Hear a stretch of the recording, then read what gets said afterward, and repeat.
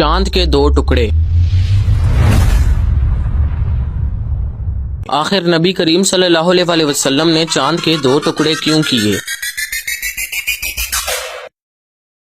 आज हम पढ़ेंगे शक्कुल कमर के बारे में। पैगम्बर इस्लाम मोहम्मद सल्लल्लाहु अलैहि वसल्लम का एक मौजज़ा शक्कुल कमर है। इस मौजज़े का जिक्र कुरान मजीद में भी आया है। क़यामत करीब आ गई और चांद फट गया, और अगर वो कोई मौजज़ा देख लें तो उससे मुंह मोड़ लें और कहें ये तो हमेशा से चला आता जादू है। क़यामत करीब आ पहुंची और चांद शक हो गया, और अगर काफिर कोई निशानी देखते हैं तो मुंह फेर लेते हैं और कहते हैं कि ये एक पहले से चला आता जादू है। कुरान मजीद में शक्कुल कमर को एक अजीम मौजज़े के तौर पर बयान किया गया है। ये मौजज़ा रसूल अकरम सल्लल्लाहु अलैहि वसल्लम के ज़माने में ज़ाहिर हुआ था। कुरान करीम ने इस वाक़े को माजी के सीगे में बयान किया है, जिससे वाज़े तौर पर मालूम होता है कि ये वाक़या हुज़ूर सल्लल्लाहु अलैहि वसल्लम की हयात मुबारका में पेश आया था और इसे लोगों ने अपनी आंखों से देखा था। कुछ लोग इस मौजज़े का इनकार करते हुए ये दावा करते हैं कि कुरान मजीद में जो माजी का सीगा इस्तेमाल हुआ है वो दरअसल मुस्तकबिल के मायने में है, यानी इनके मुताबिक चांद का फटना क़यामत के करीब पेश आने वाला वाक़या है। ताहम ये बात दुरुस्त नहीं समझी जाती, क्योंकि कुरान करीम की आयत के साथ साथ हदीस भी इस बात की वजाहत करती है कि शक्कुल कमर का वाक़या रसूलुल्लाह सल्लल्लाहु अलैहि वसल्लम के ज़माने में ही रूनुमा हुआ था। इस वाक़े को कई जलीलुल कद्र सहाबा कराम ने रिवायत किया है। इन सहाबा कराम ने मुख्तलिफ मौक़े पर इस वाक़े की तफसील बयान की है, जिससे मालूम होता है कि इन्होंने इस मौजज़े को खुद देखा।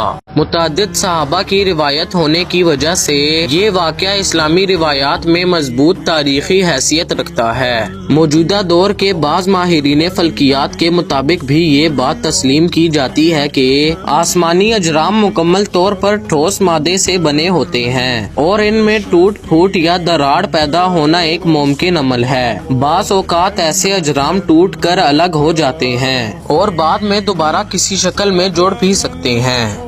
शहाबे साकिब दरअसल इन्हीं आसमानी अजराम के टुकड़े होते हैं जो खला में गर्दिश करते हुए टूट जाते हैं या जमीन की फिजा में दाखिल होकर जलते हुए नजर आते हैं। फल्कियात के माहिरीन के मुशाहिदात से ये बात मालूम होती है कि खला में मौजूद अजराम में टूटने और बदलने के मुख्तलिफ अमल जारी रहते हैं, जिससे ये तस्वुर बिल्कुल नामुमकिन नहीं रहता कि किसी आसमानी जिस्म में दरार पड़ जाए या वो किसी खास हालत में तकसीम हो जाए। रसूलुल्लाह सल्लल्लाहु अलैहि वसल्लम के पास एक मौके पर मुशरिकीन मक्का का एक गिरोह हाजिर हुआ। इस गिरोह में कुरैश के चंद बड़े और मारूफ सरदार शामिल थे।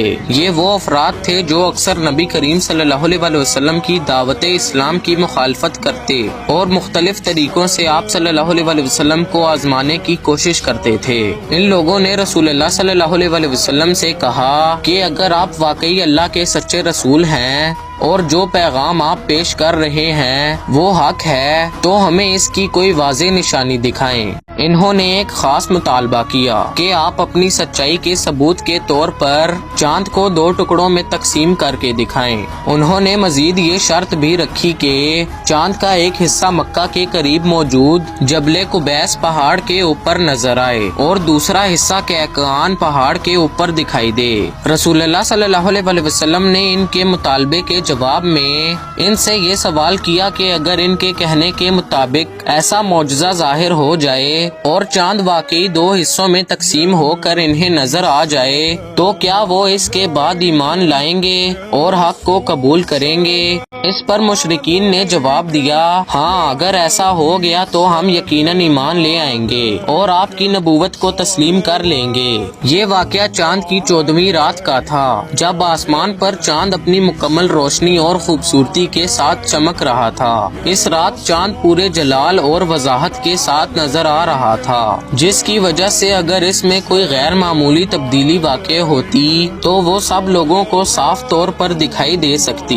نبی کریم صلی اللہ علیہ وسلم نے جب مشرکین کے اس مطالبے کو سنا تو آپ صلی اللہ علیہ وسلم نے اللہ تعالیٰ کی بارگاہ میں دعا فرمائی کہ اے اللہ ان مشرکوں کی مانگ پوری فرما۔ اس دعا کے ذریعے آپ صلی اللہ علیہ وسلم نے اللہ تعالیٰ سے درخواست کی کہ وہ اپنی قدرت کا ایسا نشان ظاہر فرما دے جس سے ان لوگوں پر حق واضح ہو جائے اور وہ سچائی کو پہچان سکیں۔ اس کے بعد روایات میں آتا ہے کہ رسول اللہ صلی اللہ علیہ وسلم نے اپنی مبارک انگلی سے چاند کی طرف اشارہ فرمایا۔ اللہ تعالیٰ کی قدرت سے اسی لمحے چاند 2 حصوں میں تقسیم ہو گیا۔ یہ منظر بالکل اسی طرح ظاہر ہوا جیسا کہ مشرکین نے مطالبہ کیا تھا۔ چاند کے دونوں حصے الگ الگ دکھائی دینے لگے اور حاضرین نے اس غیر معمولی منظر کو اپنی آنکھوں سے دیکھا۔ اس معجزے کے ظاہر ہونے کے بعد رسول اللہ صلی اللہ علیہ وسلم نے وہاں موجود چند افراد کو مخاطب کرتے ہوئے فرمایا، اے ابو سلمہ اور ارکم، اس واقعے پر گواہ رہنا۔ اس ارشاد کا مقصد یہ تھا کہ وہ اس واقعے کو یاد رکھیں اور بعد میں لوگوں کے سامنے اس کی گواہی دیں کہ انہوں نے اپنی آنکھوں سے یہ معجزہ دیکھا ہے۔ شیعہ روایات کے مطابق معجزہ شق القمر 13 اور 14 ذی الحج کی درمیانی رات کو ظاہر ہوا تھا۔ یہ وہ رات تھی جب چاند اپنی مکمل حالت میں ہوتا ہے اور آسمان پر اپنے پورے نور کے ساتھ نظر آتا ہے۔